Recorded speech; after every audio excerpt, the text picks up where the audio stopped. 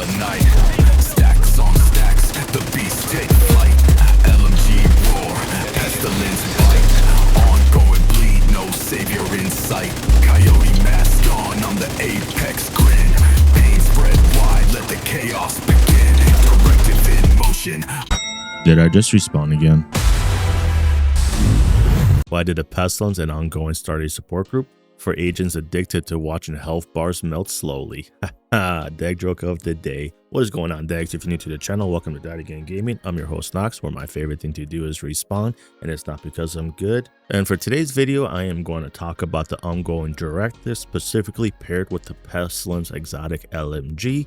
I'm going to give you my honest review and 2 cents if this is a solid loadout to run with the Pestilence or not. But before I get into the reasons why, let's do my community shout out. For today's DAGS community shout out, we have Buko Grilling Gaming. He goes live almost daily, posts shorts and videos. He does play on the Xbox and he streams onto TikTok, Twitch, and YouTube. And like I've been saying, support the community by subscribing to all your favorite content creators. Alright guys, before we get started, I'm going to drop this disclaimer that this is only my review. Don't listen to some random guy on the internet. Play the game how you want to play, use the loadouts you want to use the guns you want to use. And all I'm doing with this review is giving you my 2 cents as to why I personally don't use the Pestilence with the Ongoing Directive. There are better options. The biggest con for the Ongoing Directive with the Pestilence is that you have the Pestilence trying to do one thing, the Ongoing Directive trying to do another thing, and they don't really complement each other. You got a burst damage type of loadout trying to deal with a sustained type of damage gun. And as always, there are pros and cons to any type of loadout. And when it comes to the pros and cons for the Pestilence working with the Ongoing Directive, I'm going to keep them specific only for the Ongoing Directive working with the Pestilence. For the pros, the Pestilence does have a super high RPM, so you're going to get those hollow points down range super fast, which is a really good pro. Another pro is that the Ongoing Directive does give you 30% reload speed, which the Pestilence is going to love because it does have a super long reload speed.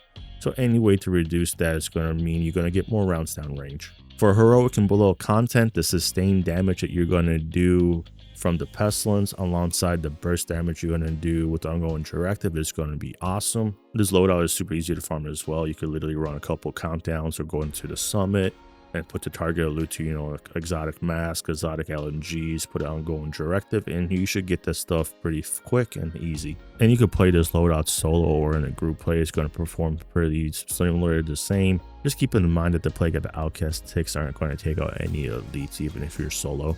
Now for the cons, you're going to have lower tick damage. That's why I said you won't be able to take out elites.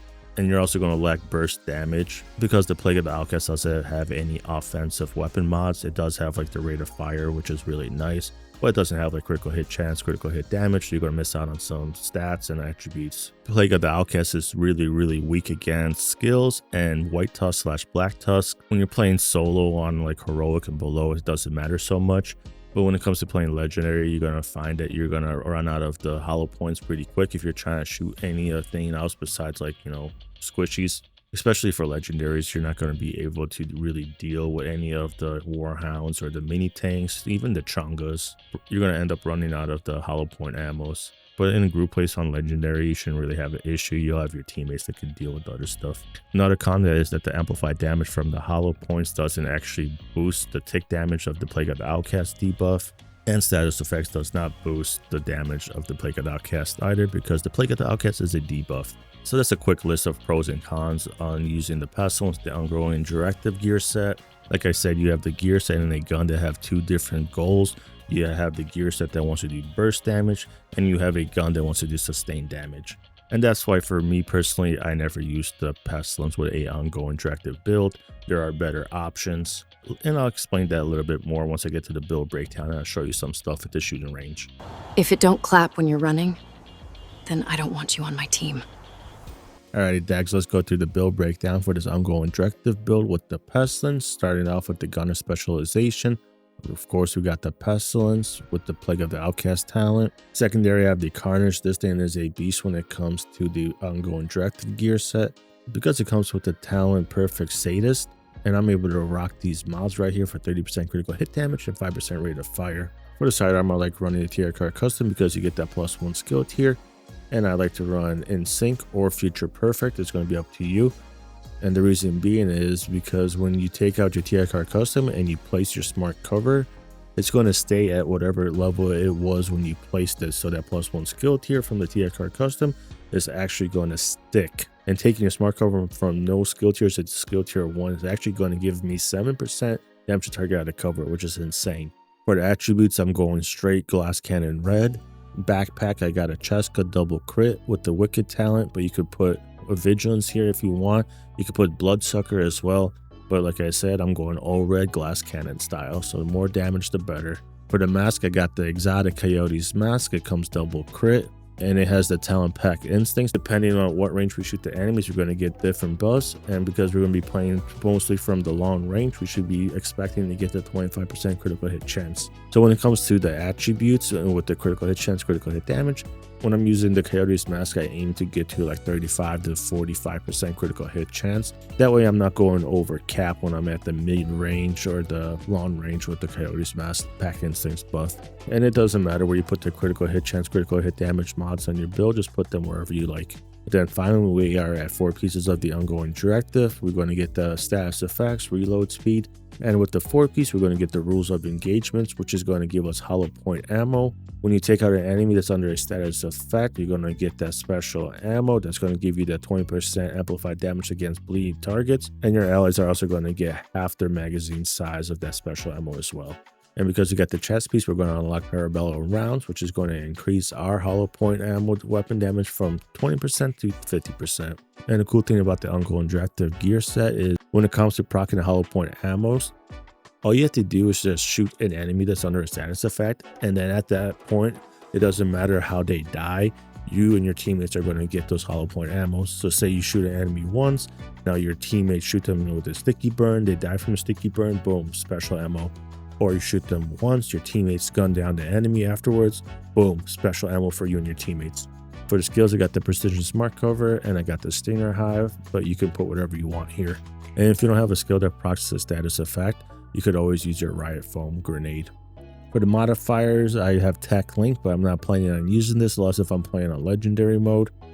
That way, when I'm playing on Heroic build content, I could always benefit from the best kind of defense, load it up, and multitasker because you're going to get that weapon damage, armor, and that +1 skill tier. Now let's turn these off. That way it's easier to see the stats. We're going to be at 36% critical hit chance, and that can go up to the cap of 60% or 46% depending on what range we're shooting the enemies, thanks to the Coyote's mask. And then critical hit damage, we're staying at 141, and that can go up even more once we have our modifiers active. And we'll add additional 25 or 10% depending on what range we're shooting thanks to the Coyote mask. Headshot damage, we're at 85%, but that'll go up more once our modifiers are active. And we're sitting over 800,000 armor, and then we get the 81,000 armor kill to help us stay alive. This loadout here is just easy to play. You're going to give your team that Ongoing Directive buffs. You got the Coyote mask buffing your teammates as well. This is just a template, and there's multiple ways to play an Ongoing Directive build. So let me know what you guys are running. I'm curious to see. I know that the Centurion holster is also a pretty popular choice. So here's the big difference between using the Pestilence over a different LMG on an Ongoing Directive. So we're going to crit for like what, 660,000, which isn't horrible, but that's it. They ain't going to really go up much after that. Now with the Carnage, we're critting for almost double, like 1.1 million. Like, yeah, that's crazy. And that's not even to like targets with armor. Hold on.